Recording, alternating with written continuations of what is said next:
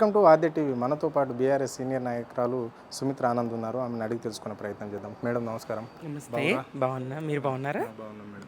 చెప్పండి మేడం, ముఖ్యమంత్రి ఉద్యోగ సంఘాల పట్ల ఉద్యోగస్తుల వాళ్ళు ఏదైతే కాంగ్రెస్ పార్టీ ఎన్నికల మేనిఫెస్టోలు పెట్టిందో ఆ డిమాండ్స్ని అడిగితే అంత ఆక్రోషంగా అంత కక్కస్గా ఎందుకు మాట్లాడవలసిన అవసరం వచ్చింది ఆయనకు? ఉద్యోగులను ప్రజల నుండి వేరు చేసేటువంటి కుట్రలో భాగంగా ముఖ్యమంత్రి వ్యాఖ్యల్ని చూడొచ్చు. గతంలో కేసీఆర్ గారు దేశంలో ఎవ్వరు ఏ రాష్ట్ర ప్రభుత్వం కానీ లేదంటే ఏ నాయకుడు కానీ ఇవ్వనటువంటి గౌరవము తెలంగాణ ఉద్యోగులకు ఇచ్చిండ్రు ఆయన. ఉద్యమ కాలంలో తెలంగాణ ఉద్యోగుల శక్తి సామర్థ్యాలను గుర్తించి వాళ్ళని గౌరవించి సిద్దిపేట ఉద్యోగ గర్జన కాడ నుంచి అనేక ఉద్యమాల్లో ఉద్యోగులను భాగస్వాములను చేసుకుని తెలంగాణ సాధనలో ఉద్యోగులను కూడా వెంట పెట్టుకొని కదిలిండు. అలాగే సాధించిన తెలంగాణలో ఉద్యోగులకు ఆయన చెప్పిండ్రు ముందే, దేశంలో ఏ రాష్ట్రం ఇవ్వని స్థాయిలో యూజీసీ స్కేళ్ళు మనం ఇచ్చుకుందాం, సంపద పెంచుకుందాం, తెలంగాణ రాష్ట్రంలో వనరులు ఉన్నాయి, విశేషమైనటువంటి సంపద ఉన్నది, మన ధనిక రాష్ట్రం మనది, ఉద్యోగులను కడుపులో పెట్టుకొని కాపాడుకుందామని 73% ఫిట్నెస్ ఇచ్చి అన్ని రకాల సదుపాయాలు ఉద్యోగులను ఇచ్చి గౌరవించినటువంటి మహానేత నాటి తొలి ముఖ్యమంత్రి కేసీఆర్ గారు. మరి ఇవాళ రేవంత్ రెడ్డి గారిని చూస్తే ఎంత అవివేకం అనాలా, కుట్ర అనాలా, ఫ్రస్ట్రేషన్ అనాలా, ప్రజల నుంచి ఉద్యోగులను దూరం చేసేటువంటి ఈ కుట్ర అనాలా అర్థం కాని అయోమయ స్థితి. కేవలం ఉద్యోగస్తులు ఈ రాష్ట్రంలో 2% మంది ఉన్నారు, 98% ప్రజలు ఉన్నారు. ప్రజలకు ఇచ్చే పథకాలను ఆపి మీ జీతాలు ఇవ్వాలా, మీ పిఆర్సీలు పెంచాలా, మీకు బోనస్లు ఇవ్వాలా అంటున్నాడు. బోనస్లు ఉద్యోగస్తులకు బోనస్లు కూడా ఇస్తారా మేడం? బోనస్ ఎవ్వరు అడగలేరు. ఉద్యోగస్తులకు ఎలాంటి బోనస్ ఉండదు. కంపెనీ కాదు, ప్రభుత్వం కంపెనీ కాదు, ఉద్యోగస్తులకు కార్మికులు గారు ఉద్యోగస్తులు వాళ్ళకు బోనస్లు ఇవ్వదు. బోనస్లు సింగరేణి కార్మికులకు కేసీఆర్ గారు ఇచ్చిండ్రు. ఏ స్థాయిలో ఇచ్చిండ్రు అక్కడ కార్మికులకు తెలుసు, ఆ సంస్థలకు తెలుసు. ఇక్కడ ఉద్యోగులు వాళ్ళకు న్యాయంగా రావాల్సినటువంటివే అడుగుతున్నారు. ప్రతి 6 నెలలకు ఇవ్వాల్సినటువంటి డిఏను, కరువు భత్యాన్ని అడుగుతున్నారు. బకాయిలు పడ్డాయి 5 డిఏలు ఇవ్వకుండా, అది అడుగుతున్నారు. అనేక హామీలు, ₹1 ఖర్చు లేని 36 అవి ఉన్నాయి, డిమాండ్లు ఉన్నాయి, వాటిని పరిష్కరించమని అడుగుతున్నారు. కాలయాపన కమిటీలు వేస్తూ మంత్రులు కాగానే అధికారులు కాగానే మంత్రులు ఎంతకాలం కోసుకొని తింటావా అని అడిగితే ఎంత దుర్మార్గం! రాక్షసులు లెక్క కనబడుతున్నారు ఉద్యోగులు. ప్రజలు ఏమనుకోవాలి ఉద్యోగులను ఉద్దేశించి? అయ్యో ప్రభుత్వం ఇంత దీనస్థితిలో ఉంటే ఉద్యోగులు డిమాండ్ చేస్తారా అని నీ మీద సానుభూతి చూపిస్తారు 98% ఉన్న ప్రజలని అనుకోకు. ముఖ్యమంత్రి గారు రేవంత్ రెడ్డి గారు, ప్రజల సానుభూతి నీకు దక్కుతుందని అనుకోవడం భ్రమనే. నీ అసమర్థత ప్రజలకు చెప్పుకున్నోనివైనవు, నీ చేతగానితనాన్ని ప్రజల ముందు పెట్టుకున్నోనివైనవు. ఎన్నడూ ఉద్యోగస్తులు ఎవరిని కాల్చుకొని తినరు. అటు ప్రజలనైనా, ఇటు ఉద్యోగస్తులనైనా, ఇటు తెలంగాణ సమాజాన్నైనా కాల్చుకు తింటున్నది, పీల్చుకు తింటున్నది, పిప్పి చేస్తున్నది ఈ కాంగ్రెస్ ప్రభుత్వం, రేవంత్ రెడ్డి సర్కార్. అంటే ఇక్కడ ముఖ్యమంత్రి పదే ఒక మాట అంటుంటాడు. అంటే రాష్ట్రం అంతా దివాలా తీసింది, నేను ఎక్కడ పోయినా, ఈ దేశంలో నేను ఎక్కడ పోయినా ఎవరు కూడా నన్ను చూసి అప్పియడం లేదు, అంటే నన్ను చూసిన సాటేస్తున్నారు ముఖాలు, నేను ఢిల్లీకి పోతే చెప్పులు ఎత్తుకపోవటట్లా ఉన్నది అని అనుకుంటున్నాడు. ఒక ముఖ్యమంత్రి ఇలాంటి వ్యాఖ్యలు చేయొచ్చా ఈ రాష్ట్రానికి సంబంధించి కావచ్చు, లేకుంటే ఈ దేశంలో ఇలాంటి ముఖ్యమంత్రి ఎప్పుడైనా ఇలాంటి వ్యాఖ్యలు చేసే ముఖ్యమంత్రిని మీరు ఎప్పుడైనా చూసారా?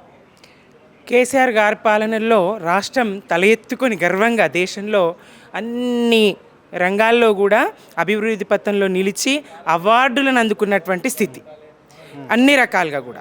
ఇవాళ రేవంత్ రెడ్డి గారు దాన్ని ఎంత హీనంగా దీనంగా చూపిస్తూ ఉన్నారు దేశానికి. ఇది ఎంతవరకు మంచిది తెలంగాణ సమాజానికి? ఎంత పరువు తీస్తూ ఉన్నాడు రాష్ట్రాన్ని. మరి నేను విదేశాలకు పోతున్నా, కంపెనీలు తీసుకొని వస్తా అని చెప్పేటోడివి, మరి రాష్ట్రం దివాలా తీసిందంటే కంపెనీలు ఎట్లా వస్తాయా? పెట్టుబడులు ఎట్లా వస్తాయి? ఎంత మాత్రం ఇది కాదా? ఎంతకాలం నమ్మిస్తావు? ఎన్నికలకు ముందు అవే అబద్ధాలు, ఎన్నికల తర్వాత అవే అబద్ధాలు. మేము కేవలం ఢిల్లీకి మూటలు మోయడానికే నా ప్రభుత్వం ఉన్నది, కేవలం మేము విదేశీ టూర్లు చేయడానికే మా ప్రభుత్వం ఉన్నది, కేవలం మేము మా హెలికాప్టర్లలో తిరగడానికి, జల్సాలు చేయడానికి, విలాసాలకే మా ప్రభుత్వం ఉన్నదని చెప్పదలుచుకున్నావా? స్పష్టంగా చెప్పు. నువ్వు పేద రాష్ట్రం అని ఎట్లా చెప్తావు? 200 కోట్లు అందాల పోటీలకు ఎట్లా పెడతావు నువ్వు? ఎక్కడి నుంచి అప్పు పుట్టింది? ఢిల్లీకి పోతే దొంగల లెక్కనే చూస్తారు, చెప్పులు దాచుకుంటున్నారు అని ఎంత నీచమైన మాట అది. నిన్ను నువ్వు తక్కువ చేస్తున్నది కాదు ఇది. వ్యక్తిగా రేవంత్ రెడ్డిని తక్కువ చేసుకోవడం కాదు, తెలంగాణ ముఖ్యమంత్రి స్థానాన్ని అవమానించడం, తెలంగాణ రాష్ట్రాన్ని అవమానించడం ఆ హక్కు నీకు లేదు రేవంత్ రెడ్డి గారు. తెలంగాణ ఉద్యమ కార్యకర్తగా, ఉద్యోగ సంఘాల బాధ్యురాలిగా నేను ఈ మాట మాట్లాడుతున్నాను. ఇవాళ వచ్చి మాట్లాడటం లేదు. నాడు తెలంగాణ సాధనలో కేసీఆర్ గారు సిద్దిపేట ఉద్యోగ గర్జనకు పిలిపించిన కాడ నుంచి ఉద్యమంలో ఉన్నదానిగా మాట్లాడుతున్నాను. తెలంగాణ ఉద్యోగుల పాత్ర చిన్నది కాదు, ఈ త్యాగం చిన్నది కాదు. నువ్వు ఉద్యమంలో పాల్గొన్నోడివి కాదు, నువ్వు రైఫిల్ రెడ్డివి. నువ్వు తెలంగాణ ఉద్యమకారుల మీదకి తుపాకీ తీసుకొని వచ్చినటువంటి వాడివి. ఉద్యమం విలువ నీకు తెలియదు, రాష్ట్రాన్ని ఎట్లా సాధించుకున్నామో నీకు తెలియదు. నువ్వు ఒక తెలుగుదేశం చంద్రబాబు ఏజెంటుగా నువ్వు ఇటు వచ్చినటువంటి వాడివి, కాంగ్రెస్ను భ్రష్టు పట్టిస్తున్నటువంటి వాడివి. నువ్వు ఇవాళ ఇట్లా మాట్లాడడం ఉద్యోగులను ప్రజల నుంచి వేరు చేసేటువంటి కుట్ర ఏదైతే ఉన్నదో దుర్మార్గమైనటువంటి చర్య, దుర్మార్గమైనటువంటి కుట్రగానే తెలంగాణ సమాజం, తెలంగాణ ప్రజలు అర్థం చేసుకుంటారు. వృద్ధాప్య పెన్షన్లు ఆపివ్వమంటావా, లేకపోతే సంక్షేమ పథకాలు ఏ పథకాలు ఆపివ్వమంటావు?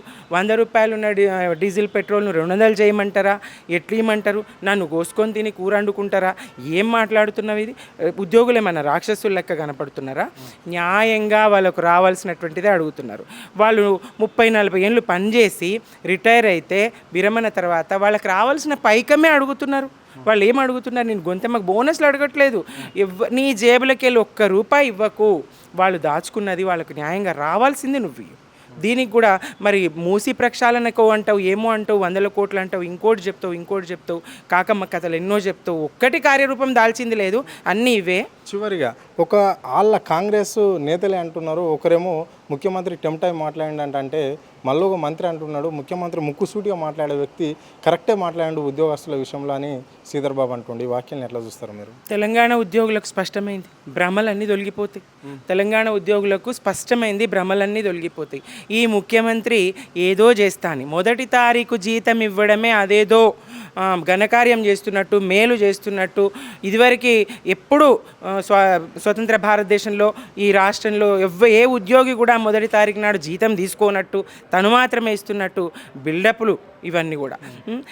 న్యాయంగా ఉద్యోగులకు రావాల్సిందే ఉద్యోగులు అడుగుతున్నారు, న్యాయంగా ఇవ్వాల్సిందే ఇవ్వాలి. కానీ వీళ్ళన్నట్టు ముక్కుసూటితనము కాదు, అది తెలియక మాట్లాడడము, టెంప్ట్ అయి మాట్లాడడము, ఫ్రస్ట్రేషన్లో కుట్రపూరితంగా మాట్లాడటం 2% అవును. నువ్వు ఆ 2% కంటే తక్కువ ఓట్లతోనే ఇవాళ గద్దె మీద కూర్చున్నావు రేవంత్ రెడ్డి గారు. ఆ 2% ఎట్లా తక్కువ అంచనా వేస్తావు? ఆ 2% ప్రజలకు, ప్రభుత్వానికి మధ్య అనేక సేవలను అందించేది ఆ 2%. ఆ 2% లేకపోతే ప్రభుత్వం ఎక్కడ ఉంటుంది? ఆ 2% లేకపోతే ప్రజలకు సేవలు ఎట్లా అందుతాయి?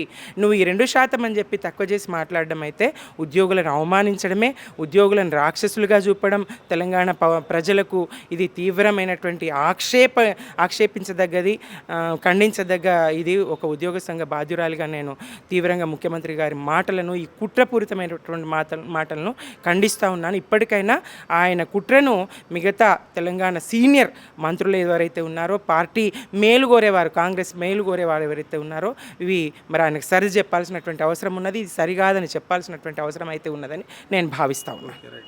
ఇది పరిస్థితి. కావాలనే ముఖ్యమంత్రి అలాంటి వ్యాఖ్యలు ఉద్యోగ సంఘాలకు సంబంధించిన వాళ్ళ మీద చేసిండు. ఏదో ఆవేశంతో కాదు, ఆయన కడుపులు ఉన్నది కక్కాసును కక్కడం అనేది జరిగింది అని చెప్పేసి ఇక్కడ ఆమె చెప్పడం అనేది జరిగింది. సో 6 గ్యారెంటీల విషయము, ప్రజలకు ఇస్తున్న హామీలన్నీ పక్కకు పెట్టి ఇప్పుడు ప్రజలకు దగ్గర కావాలని చెప్పేసి 2% ఉన్న ఉద్యోగస్తులు అని చెప్పేసి ఉద్యోగస్తులను ఏదో ఇట్లా చేస్తుంటే ప్రజలు నన్ను ఆదరిస్తారు అని చెప్పేసి ఆ మాటలు మాట్లాడవలసిన అవసరము ముఖ్యమంత్రికి వచ్చింది కాబట్టి అట్లా మాట్లాడిండు. అయినప్పటికీ కూడా ఇక్కడ ఎవరైనా తెలంగాణ ఉద్యమంలో పనిచేసిన వాళ్ళు, ఉద్యోగ సంఘాలకు సంబంధించిన వాళ్ళు, రిటైర్డ్ అయిన వాళ్ళు, వాళ్ళ బెనిఫిట్స్ వాళ్ళకి ఇవ్వడానికి ముఖ్యమంత్రికి ఇంత ఆవేదన ఎందుకు అని చెప్పేసి కూడా ఆమె ప్రశ్నించడం అనేది అయితే జరిగింది. కెమెరా పర్సన్ రఘుతో అరుణ్, ఆద్య టీవీ, హైదరాబాద్.